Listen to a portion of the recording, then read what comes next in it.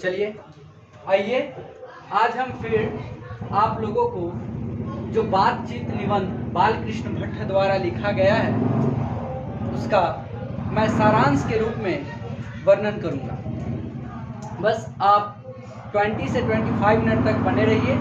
आपको पूरे के पूरी जितना इसका एक्सप्लेनेशन होगा आसानी से हम कर देंगे और आप समझ जाइएगा।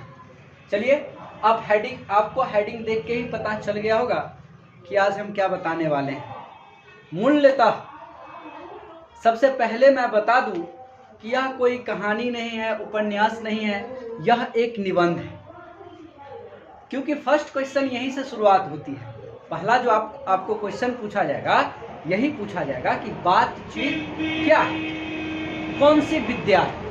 निबंध है, उपन्यास है, एकांकी है और बहुत सारा चीज पूछा जाता है।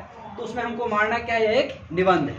किसके द्वारा लिखा गया है, तो बालकृष्ण भट्ट के द्वारा लिखा गया है। अब हम सबसे पहले इसका सारांश बोलने से पहले हम क्या करते हैं, इसका जितना भी जन्म कुंडली होता है उसको मैं एक बार रिपीट कर दूं ताकि आप लोगों को अच्छी से समझ में आ जाए और अच्छा से आप लोग समझ पाओगे। बालकृष्ण भट्ट का जो जन्म हुआ था 23 जून 1844 ईस्वी को और इनका निधन 20 जुलाई 1914 ईस्वी को हुआ था।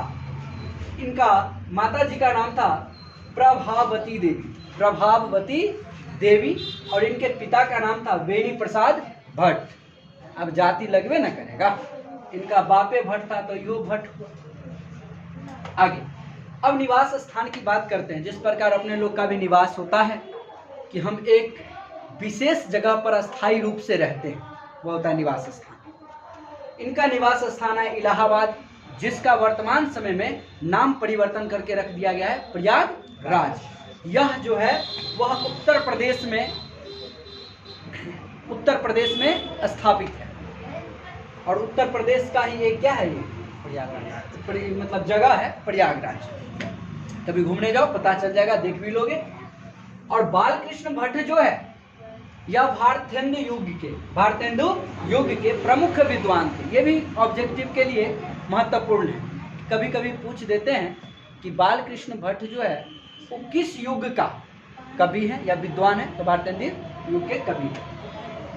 इन्हें वर्तमान समय में भी, आधुनिक समय में इसे निबंध लेखक या अधिक से अधिक निबंध लिखे हैं, इसीलिए इसे निबंधकार के रूप में भी विकसित, इसे लोग निबंधकार के भी रूप में जानते हैं। और साथ में इन्होंने बहुत सारे रचनाएं की, उपन्यास लिखे हैं, नाटक लिखे हैं और बहुत सारे चीज़ों का इन्होंने वर्णन किया। मूलतः हम उसी पॉइंट को बोर्ड पे इंडिकेट किए हैं जो पूछने योग्य होता है। जैसे इनका उपन्यास है रहस्य कथा, सेकंड है 100 अजान एक सुजान। पूछा जाता है निम्नलिखित में से कौन बालकृष्ण भट्ट जी का उपन्यास है, उसमें से यही सब पॉइंट को लिया जाता है और पूछ दिया जाता है। उसमें से अगर हम पढ़े रहेंगे और जानते रहेंगे तो फिर मारने में कोई दिक्कत नहीं, ऑब्जेक्टिव टिक करके आ जाएंगे। और हमारी घड़ी, ये भी एक उपन्यास है। हमारी घड़ी क्या है, उपन्यास है। इन्होंने नाटक भी लिखे, शिशुपाल वध, नल दयमपति या फिर दमयंती स्वयंवर, सीता वनवास, बाल विवाह तो आजकल बहुत विख्यात है। कन्या को छोड़ा ब्याह कर लेता है, बाल विवाह। इससे पहले भी होता था, छोटे छोटे लड़की के छोटे छोटे छोड़ा का ब्याह हो जाता था, लेकिन जल्दी आने नहीं देता था, टाइम लगाता। तो बाल विवाह धीरे धीरे बंद हो रही है, लेकिन होने नहीं दे रहा है। एक बार क्या हुआ कि वो कोर्ट में वो लड़का गया लड़की को लेकर, तो लड़का था 26 के और लड़की से पूछा गया कि आपका उम्र कितना है, तो लड़की बोला कि हमारा अभी 12 क्रॉस हुआ है, 13 होने वाला है। तो कहा आप तो नाबालिग हो, आपका तो शादी नहीं हो सकती।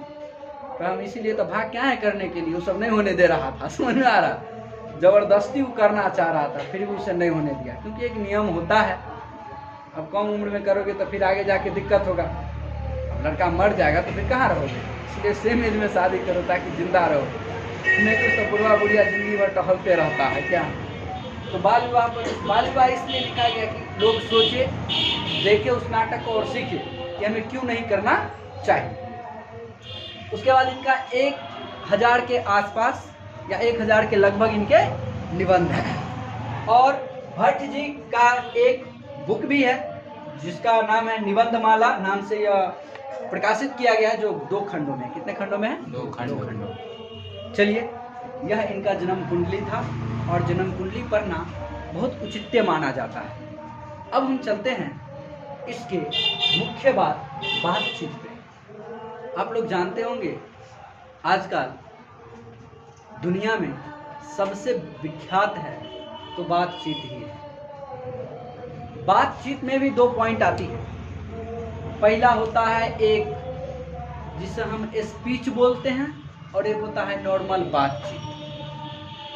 इसमें हम मुख्यतः सबसे पहले इस निबंध की महत्व बताएंगे कि इस निबंध का महत्व क्या है, इसे लिखा क्यों गया है। तो इस पॉइंट में सिर्फ 1-2 चीज की चर्चा है, बातचीत और स्पीच। हम जब भी कभी स्पीच बोलते हैं या अभी जो आप लोग देख रहे हो, मुख्य बात उस पर ध्यान है। अभी जब आप देख रहे हो तो हम आपको ध्यान में रख के या आपको क्या बताऊं, कहाँ से शुरुआत करूं। बहुत आएगा बोलेगा हेलो बच्चों, हेलो कथी और बहुत चीज़ बोलता है, गुड मॉर्निंग, आफ्टरनून, तो फलना चिलना बहुत सारा चीज़ बोलता है।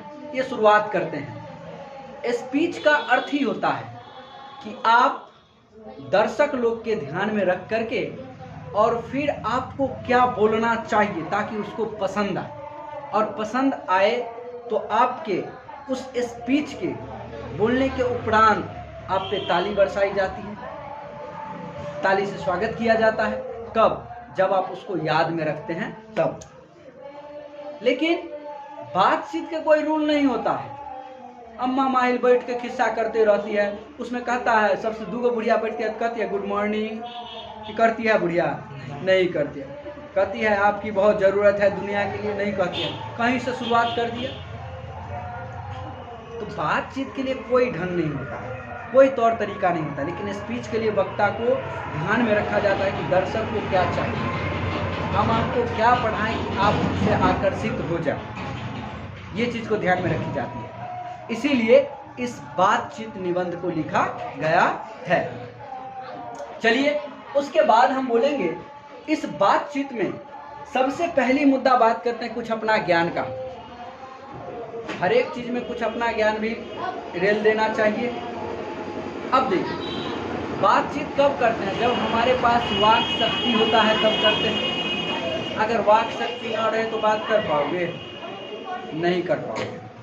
बात तो छोड़ो, कहीं जाओगे ना तो फिर जैसे जाओगे वही सही आ जाओगे। क्यों? अब बोलोगे सरे हम इशारा से गोली मारते हैं। लड़की लोग में फेमस रहेगी, आँखियों से गोले मारेगी। लड़का लोग कथी से मारता है रे? अब उससे जो मारे भगवान ने जानता होगा, पास होगा तब ना मारता होगा। लेकिन मुख्य रूप से वाक शक्ति होना परम जरूरी है बातचीत करने के लिए। वाक शक्ति होगा तभी हम ककरो कुछ बोल देते हैं, कुछ सुन लेते हैं, कुछ कह देते हैं। लेकिन फिर भी वाक शक्ति, भगवान ने 5 ही ज्ञानेंद्रिया दिया। अपना लोग जो ज्ञानेंद्रिया पढ़ते हैं उसमें 5 ही मूल है। कौन कौन है? आँख, नाक, जीभ, त्वचा और कान को भूल जाओगे, कानों। और सबका अलग अलग कार्य है। और उसी प्रकार ये जो वाक शक्ति देते हैं वो भी भगवान ही देते हैं। वो भी क्या देते हैं? भगवान ही देते हैं। अगर वाक शक्ति ना रहे तो फिर हमारे पास सब कुछ होते हुए भी संसार गूंगी की तरह लगेगी। गूंगी समझ रहे हो? बहुका हो जाए।